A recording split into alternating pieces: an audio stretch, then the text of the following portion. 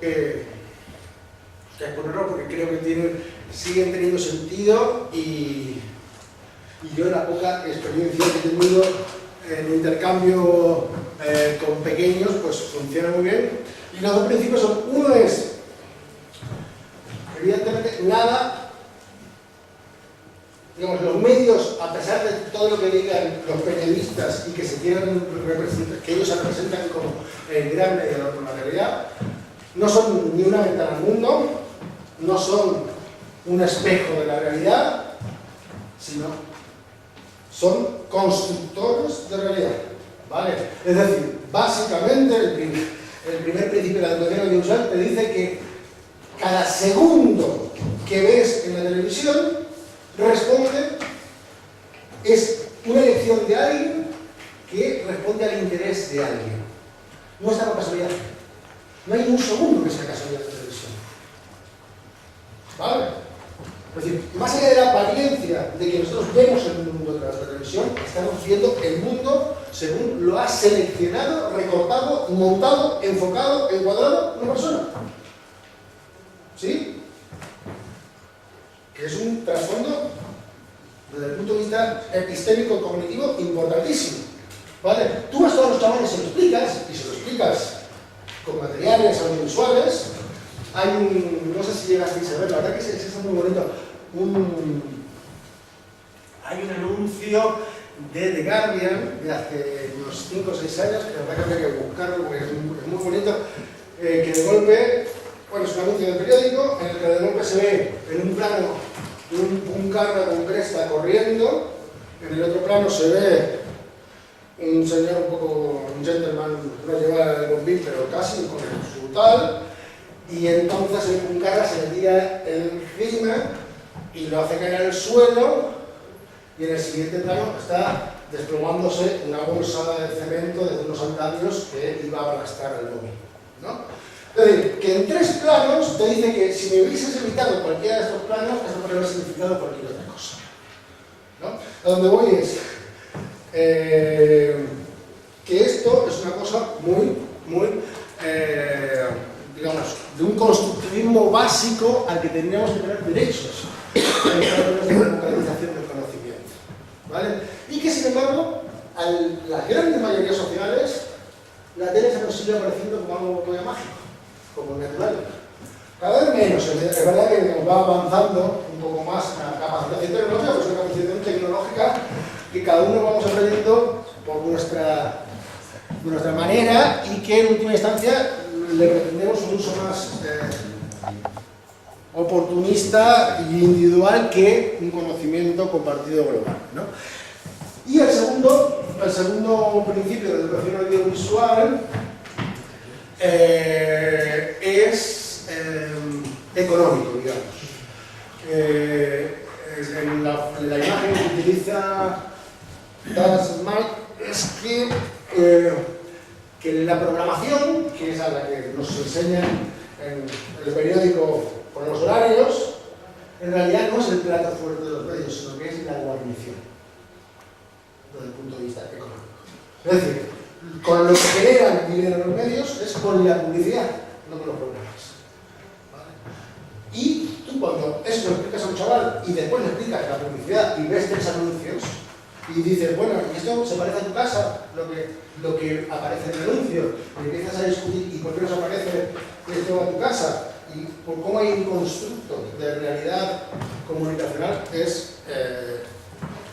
digamos, yo creo que sigue siendo una demanda importante para plantearnos. Y todo esto en un marco más global de reflexión de tecnología social para la defensa de la vida y los procombustibles que tenemos ahí un poco pendiente. Bueno, yo me quedo por aquí y en todo caso, ¿tenemos algo?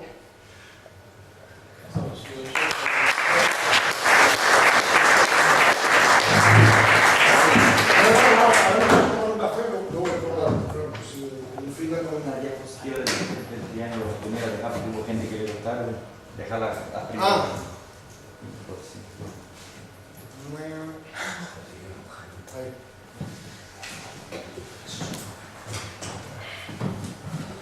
Sí. Yo me ha llamado la atención que cuando te has referido al tema de la memoria histórica, sé que no es el tema central de tu charla, pero si las personas que no conozcan mucho el tema igual se hacen una idea equivocada. Te has hablado casi en exclusividad, supongo que por falta de tiempo, de la ARMH, que es la primera organización y que no hay que negarle un valor, pero que yo creo que hoy día no es la única. O sea, hay otras y que tampoco su contribución en la normalización de las exhumaciones, que bueno, la normalización en España es muy relativa porque los jueces siguen sin ir a las exhumaciones, o sea, es un tema administrativo donde el alcalde o un concejal de Izquierda Unida o de otro partido es el que está aquí en la fosa. Entonces, no sé si por falta de tiempo, pero me gustaría si tienes palabras para otras organizaciones también federadas, que también son de referencia, aparte de otras organizaciones. No federadas, pero que, por ejemplo, la CGT Andalucía, con todos los nombres, para mí no. Es que, no sé, podemos hacernos a la idea, que no conozca el tema, que solo existe la RMH. No, existen muchas otras, básicamente existe pues, la Federación de Foros, ¿no? Y el Foro por la Memoria, digamos, como grandes estructuras federadas. Lo que pasa es que, básicamente, lo que estoy planteando es que tenemos un problema desde el punto de vista de cómo se ha desarrollado, por ejemplo, la dinámica en Argentina o en otros países de América Latina. Me refiero un poco a Argentina porque es la que más lejos ha llegado en términos de conformar, digamos, tanto poder autónomo de las entidades como estructuras de oportunidad institucional que ha hecho avanzar pues, la cosa como la ha hecho avanzar, ¿no?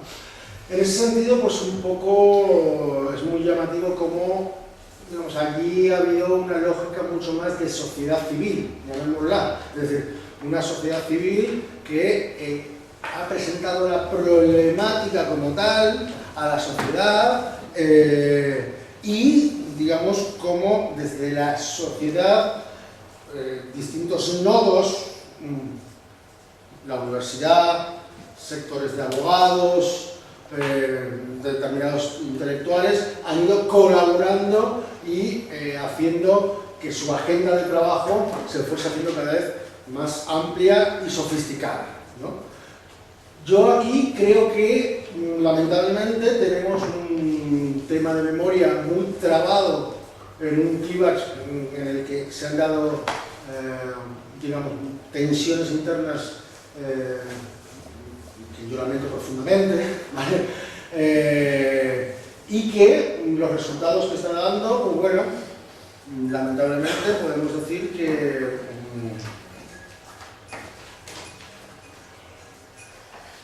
son muchos años de militancia con muchos datos internos que deberíamos matizar y que estoy matizando ahora en un capítulo que si te interesa te lo hago llegar. Pero básicamente yo situaría el esquema, yo definitivamente lo estoy situando como que los partidos políticos, PSOE y PC, que han promovido la aparición de estas otras entidades, ¿vale?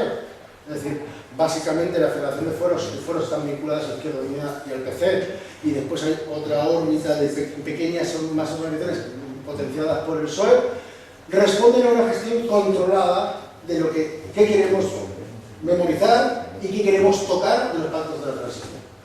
Yo en ese sentido creo que, digamos, por una propia, hasta te diría que por la propia orfandad política de las familias que representan incluso una orfandad política de un sector que aquí, cuando, digamos, los especialistas electorales nos dijeron que en las primeras elecciones de la democracia habíamos repetido el mapa electoral de la Segunda República, se olvidaron de una cosa, que el partido mayoritario que votaba en la Segunda República era los partidos republicanos y izquierda republicana entre ellos, ¿vale?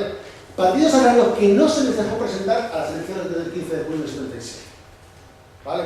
Y lo que quiero decir es que, en buena medida, estas familias responden a familias de estos partidos republicanos o familias también de gente del PSOE y del PC que no mantuvieron articulaciones partidarias de la prosperidad que están viviendo en pueblos pequeños, tal y cual. Y son gente que ha sufrido particularmente el miedo y que en ese sentido la estrategia humanitaria el desarrollo de la RMH ha sido más eficiente en ir generando un envalentonamiento. El otro planteamiento de reivindicar más la identidad militante y lo primero, clavar la bandera y decir que yo no, ¿por qué viene un cura aquí cuando el cura lo está trayendo a los familiares? Porque parte de su rito y de su vuelo pasa por ahí, ¿vale? Es todo un campo de tensiones que yo creo que está un poco, digamos, mal manejado y que creo que no es casualidad que esté mal manejado. Creo que quieren que en cierta medida, digamos, no podemos olvidarnos que el PSOE y el PC firmaron la ley de amnistía, ¿vale? Y están detrás de este pacto de silencio que nos llega hasta hoy. Y en ese sentido, pues desactivar un poco todo eso pues va a costar. No sé si te dejo muy contento, pero bueno, yo creo que sé que te sentirás eventualmente de tal, pero cuando, si te interesa el tema, yo te doy datos mucho más finos que eventualmente, no sé si lo compartirás, pero que vamos, que yo creo que hay un poco de esta dinámica, porque en última instancia es muy llamativo que, digamos, las entidades vinculadas a PSE y PSOE, por ejemplo, no están presentes en la querella argentina. ¿Vale? En la querella argentina está,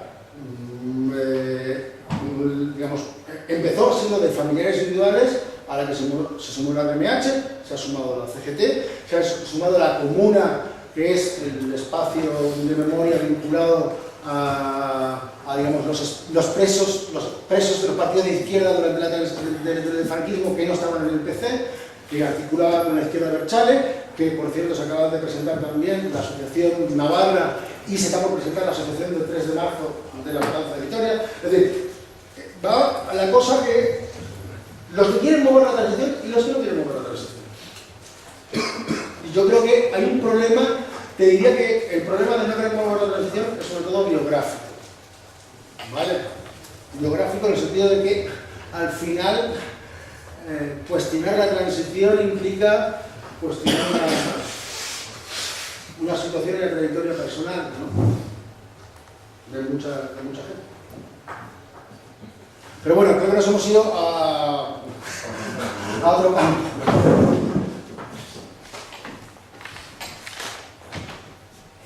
¿Alguna otra cuestión de la comunicación? ¿O nos sentimos muy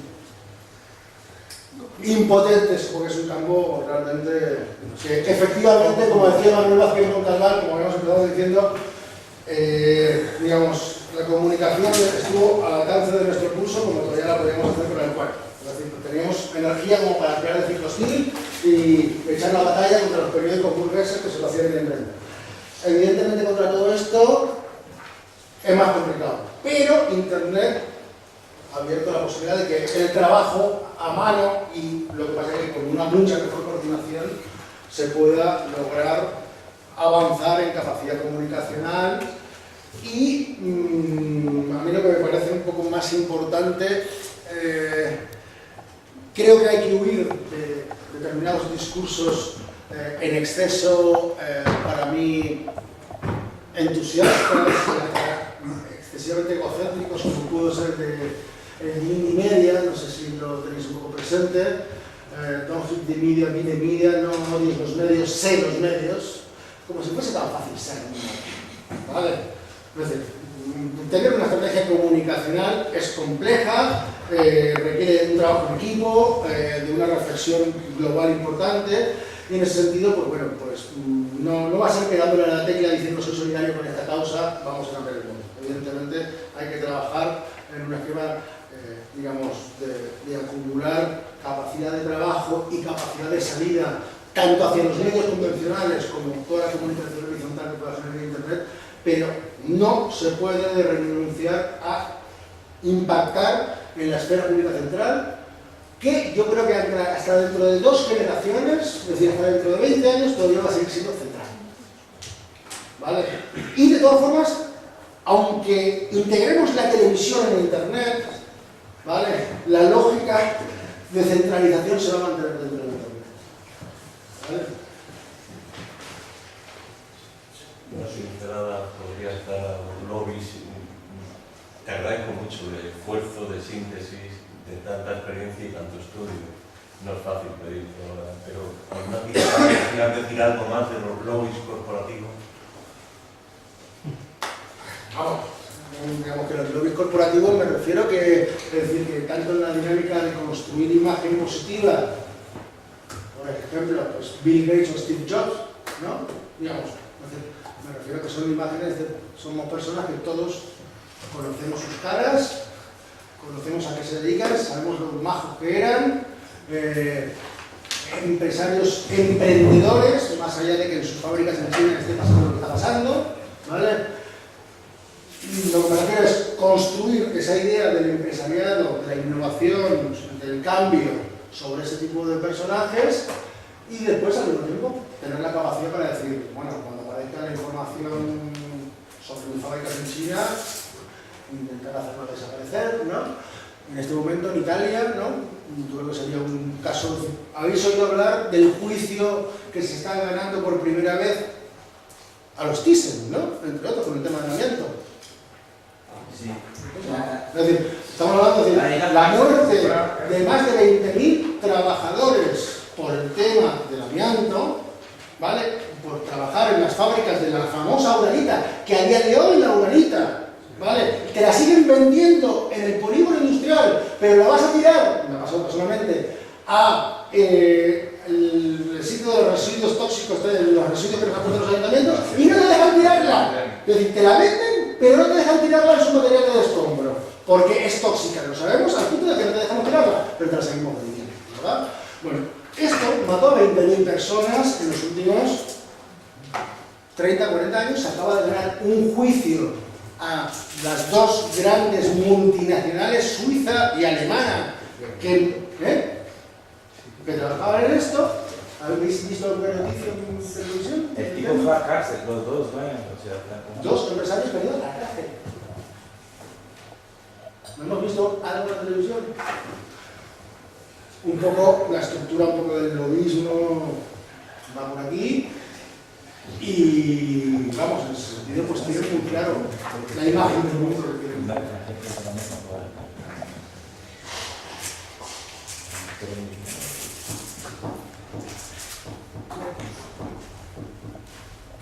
No sé si podrías decir algo, porque a raíz del cierre de público, probablemente montamos un debate sobre los límites de la prensa, digamos, Convencional.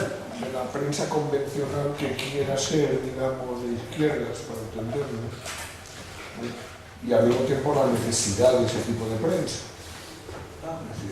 Y entonces, claro, cómo, de alguna manera, qué relación, o dentro de ese proceso, digamos, de contrahegemonía, el papel de una prensa militante, de una prensa alternativa, contrainformativa y tal y cual, que de alguna manera pudiera... Vamos, yo creo que esto después se va a retomar. Vamos, claramente es un espacio que hilar muy fino, de una complejidad a medida en que todos estos determinantes estructurales pesan cada vez más, ¿no? En el sentido de que, vamos, público no se lo dejaron de cargar por una deuda de 9 millones de euros, absolutamente irrisoria respecto a la que tiene el mundo, no solo el mundo, sino, ¿cómo se llama? La intereconomía, todos, La Gaceta. La Gaceta, ¿no? Es decir, me refiero que realmente aquí había una discrecionalidad de cerrarle el grifo al periódico, a pesar de, incluso, pues me lo comentó parte de que informes del propio banco Bilbao Vizcaya sobre prensa lo habían situado como el periódico mejor, no solo de crecimiento en el número de lectores y de tiradas, sino de mejor valoración en términos de contenidos, por una encuesta que ellos hacen, que evidentemente esto es parte de este control demoscópico que no conocemos, lo hace Banco de Santander, pero se lo reservan para las élites, para que sepan tal, y que lo valoraban como el periódico mejor valorado por el público, ¿vale? Por los públicos, me refiero, ¿no? Y bueno, sin embargo, eso no implicó que se cerrase el grifo estratégicamente y que, bueno, no nosotros también estuvimos intentando ahí un poco colaborar, a ver en qué medida podía intentar apoyar de una red más o menos externa, y de verdad que bueno, también es verdad que estaban trabajando la gente del público con una plantilla mínima, haciendo un esfuerzo enorme, que costó mucho que se pusiesen a pensar en qué pasaba el día después, ¿no? Pero que de golpe yo era una cosa como que cuando se empezó a hablar un poco de la situación financiera compleja, era ver en qué medidas se podría haber empezado a hacer una red de apoyo, de suscripción más intensa, llamando la atención a la sociedad de la reflexión de lo que implicaba que el público desapareciese, y que yo creo que aún ha agravado muchísimo nuestra bondad informativa y de referentes, ¿no? A pesar de que tampoco era un periódico, digamos, que no era un gran periódico en términos de... Era un periódico que se hacía con una plantilla de combate, que planteaba una serie de fakes, pero digamos que no tenía grandes artículos de opinión, me refiero que tenía 2 espacios de opinión, unos columnistas que estaban espadeando en cada campo de sus trincheras, muy específicamente sobre temas de, bueno, pues yo llamo la atención sobre Vizcaíno, el trabajo que hizo de diseccionar el discurso ultraderechista que sigue habiendo en los medios de la derecha, Isaac Rosa en la reflexión sobre el trabajo y el mundo laboral, que sistemáticamente, digamos, no solo sobre el mundo salarial, sino sobre lo que perdíamos de salarios indirectos en todos los recortes. Y bueno, pues son cosas que lamentablemente pues, el país no nos ha brindado, ¿no? Y que fue por primera vez que tuvimos un poco de estas referencias cuando apareció en 2007, ¿no?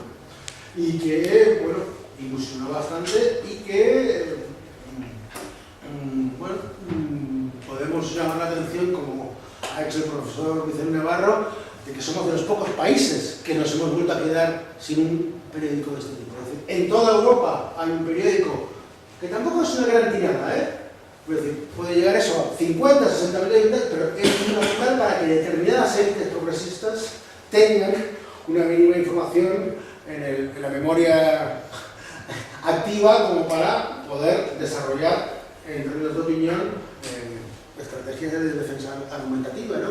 Pero no solo en Italia, en Francia, en Alemania, en América Latina. Es decir, tenemos la famosa jornada en México, que por lo menos alimenta un cachito de sector progresista que Página 12 en Argentina, ¿no? Y que, bueno, todos pivotan en distintas estrategias, ¿no? Normalmente un Robles o un Millonetis siempre hay que pactar con un Millonetis de alguna manera.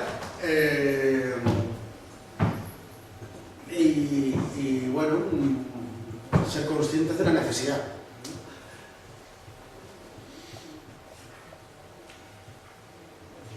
Bueno, ¿me voy a coger?